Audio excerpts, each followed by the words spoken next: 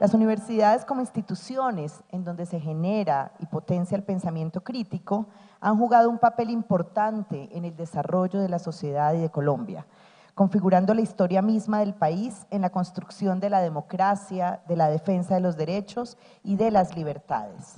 La universidad, como escenario en el cual se reflejan las fuerzas políticas, económicas y culturales de la sociedad colombiana, ha materializado en su interior las contradicciones estructurales de dicha sociedad, definiendo muchas veces la naturaleza teórico-práctica de la academia, el componente organizativo de estudiantes, docentes y trabajadores, y el accionar político en la constante búsqueda de la transformación social. En palabras de Santa María Sanabria, a lo largo de la historia del país, la comunidad universitaria ha sido canal de comunicación entre los problemas y realidades sociales y la deliberación académica. A continuación, queremos mostrarles un video del contexto que nos acercará al trabajo y al papel que la Universidad de Nariño ha tenido en la historia reciente del departamento. Darío, por favor, que quede Luis, ¿no? Grabado. Deportes, 7 medio ambiente, 8. ¿Listo? Ah, lo del paro. Alina se fue a hacer esa del paro. ¿Será? Sí, ella se fue a hacer la del paro, claro. ¿Para que salga hoy? Sí.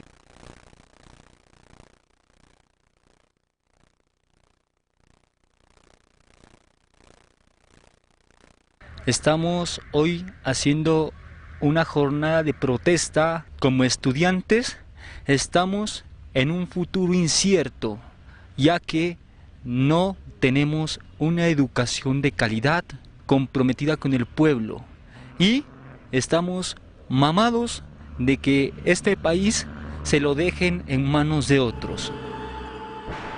La Universidad de Nariño tenía una particularidad que era única, que no la compartíamos con el resto de universidades del país, y es que habíamos acabado de elegir democráticamente al primer rector.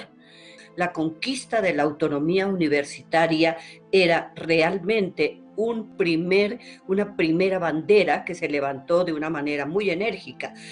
Los estudiantes de aquel entonces nos preocupaba esa forma predominantemente memorística con que se desarrollaba el aprendizaje, y estábamos interesados en conocer mucho más la realidad y en cómo la universidad, y sobre todo la universidad pública, debería dar respuesta a las necesidades y a los problemas de su entorno. La universidad está obligada a resolver los problemas sociales, culturales y económicos de los departamentos, dar la cara. Esto hace de que se inicien procesos de compromiso por parte de la universidad, la gobernación del departamento, para que se logre crear sedes de la Universidad de Nariño de acuerdo a las necesidades que esas regiones nos daban a conocer para la formación de futuros profesionales que se queden en sus municipios proyectando el desarrollo cultural, social, económico de esas regiones.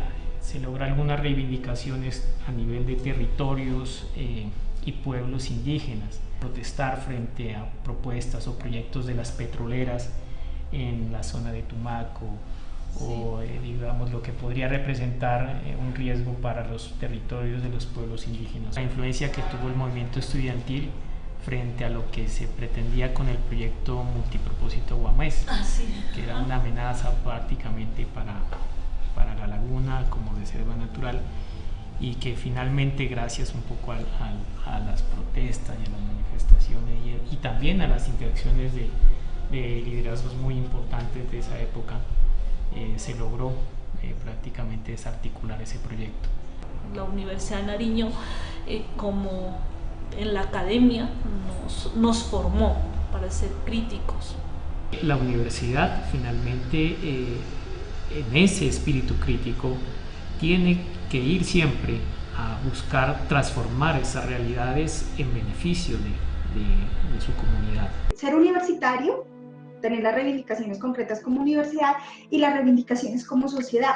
Yo creo que el movimiento tenía un nivel de cualificación muy ligado a los cambios estructurales de la sociedad. Esa era nuestra idea.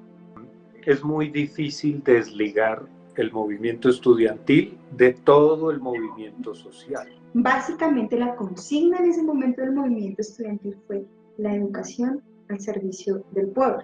Luego la Ley 30 de 1992, que desarrolla esa autonomía, permitiéndonos a las universidades estatales, como entes autónomos universitarios, darnos nuestros reglamentos, escoger a nuestras autoridades, le ha dejado a la universidad la posibilidad de autogobernarse. La Ley 30 amenazaba era pues algo mucho mayor, o sea, era catastrófico porque obligaba a automantenerse. Para ese proceso, las universidades empezaron como a resurgir en una lucha colectiva. Yo recuerdo que se empezó con la articulación de la MARE. Nos organizamos con las sedes, se empezó a hacer la divulgación de lo que contenía la Ley 30. Ya con eso se iba a la parte nacional, a las asambleas nacionales con lo que era la MANE. Y era genial mirar que un solo sentir y la defensa de la universidad pública se concentraban miles de estudiantes. Pero que en la medida que la movilización social es efectiva, empiezan los riesgos a ser más claros. Una de las razones es que en ese momento los movimientos de izquierda, no solo en la ciudad de Pasto, sino en todo el país, tenían como su centro de actividad las instituciones universitarias. Fue una década de la discusión ideológica. Para mí esa era la principal forma de lucha. Ese pensamiento de carácter social, el pensamiento marxista, esa ideología, se trataba de rechazarla de manera violenta por parte del gobierno. Tuvimos también durante los diferentes años la lucha directa, que era la confrontación con la fuerza pública para reprimir los movimientos estudiantiles y sociales. El desenteje de la Universidad de Nariño, las detenciones, compañeros en la cárcel, heridos, lo que estamos viviendo ahora.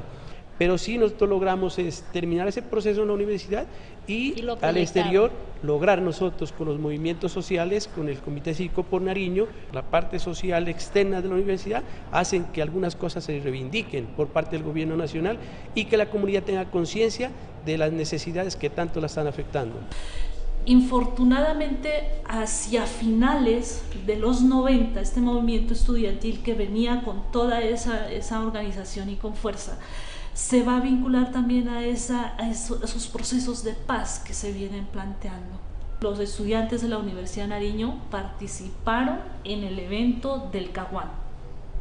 Creo que ese evento en el que participan Adriana y otros líderes estudiantiles es grave porque los identifican como líderes y lastimosamente los años de los 2000, iniciando la década de los 2000, van a asesinar a Adriana Benítez.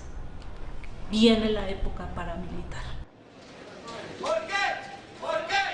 ¿Por qué nos asesinan si somos la esperanza de América Latina? ¿Por qué? ¿Por qué? ¿Por qué nos asesinan? A todos los que están involucrados en esta guerra fratricida, que dejen a la universidad realizar su labor de pensamiento, de producción del conocimiento. Es allí donde se pueden surtir ideas, surgir propuestas para la solución de la problemática que tiene nuestro país. Ante una acción reaccionaria, una acción revolucionaria. Considero que la vida de todos nuestros compañeros, Adriana, Martín, Tito, Marcos y todos los compañeros que han venido cayendo, ¿sí? Con esas flores de la primavera que todavía no nos cansamos y no nos vamos a cansar de buscar esa sociedad igualitaria. El caso del asesinato de Jairo en el 2003, que es ya un caso donde entramos a observar la infiltración paramilitar sistemática en la universidad, ¿no? En ese contexto pues de esa lucha, en ese contexto de esa reivindicación, en ese contexto de ese afán de la defensa de la educación pública que siempre fue nuestra bandera, nuestra lucha, y que se convirtió también para algunos compañeros en la muerte, ¿no? Esto es para el Andrés, esto es para la Vane, esto es para el Guillermo, para esos 3 camaradas que siguen aquí. Y como nosotros decimos en nuestro país, por nuestros muertos caídos en combate, ni un minuto de silencio, toda una vida de combate. Defienda su universidad y no permita que los presupuestos universitarios se vayan para la guerra. Nosotros pasamos de la lucha antiimperialista, democrática, las luchas generales de una nueva sociedad, a luchar por lo mínimo, que era garantizar que el movimiento estudiantil existiera. Porque los golpes, los asesinatos y las amenazas implicaron que muchos estudiantes que tenían una posición democrática no estuvieran en el conjunto, no solo de las organizaciones, sino en el conjunto del movimiento estudiantil. Por eso la capucha en nuestro periodo fue tan importante y fue una reivindicación de que opinar diferente no era un delito, es un derecho democrático.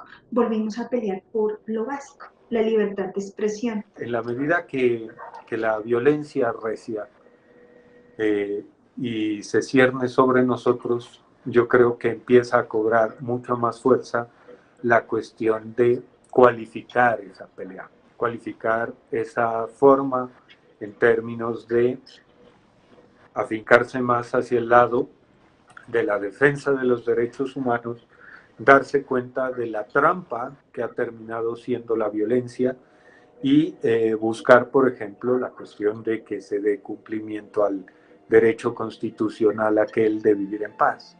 Todo lo que inició en la década del 70 con tanto sueño, con tanta utopía por parte del movimiento estudiantil, con tanto deseo de transformación, no solo de la universidad, sino de la sociedad, porque efectivamente se buscaba un mundo mejor. Salir a una protesta era un acto muy consciente para salir a protestar, para salir a pelear, para salir a reclamar. Creo que hay resistencias todavía que han permitido que permanezcan los movimientos como tal y un poco las utopías y los sueños y algunos ideales de la juventud. Esa es la cadena que no se debe romper, la cadena de conciencia y sobre todo de amor, porque es una lucha de amor. Nos golpearon como movimiento estudiantil. Muchos de nuestros líderes fueron señalados, encarcelados, desaparecidos, torturados, asesinados. Y que ojalá quede claro que eso no puede volver a ocurrir.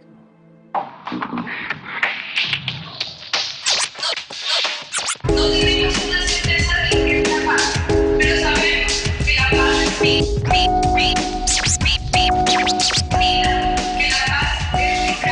que la paz es la libertad, es la democracia.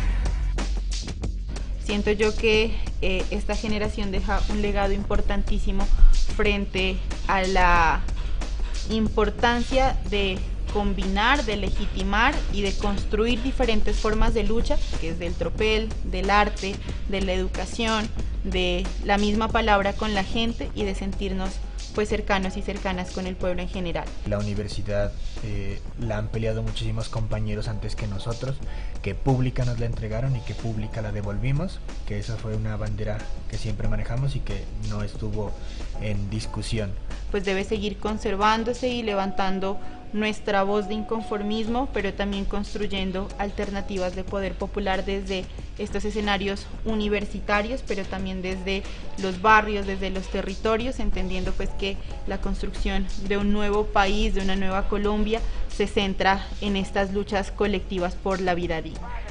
Solamente una universidad autónoma con la capacidad de autodeterminarse puede cumplir a cabalidad con su misión histórica.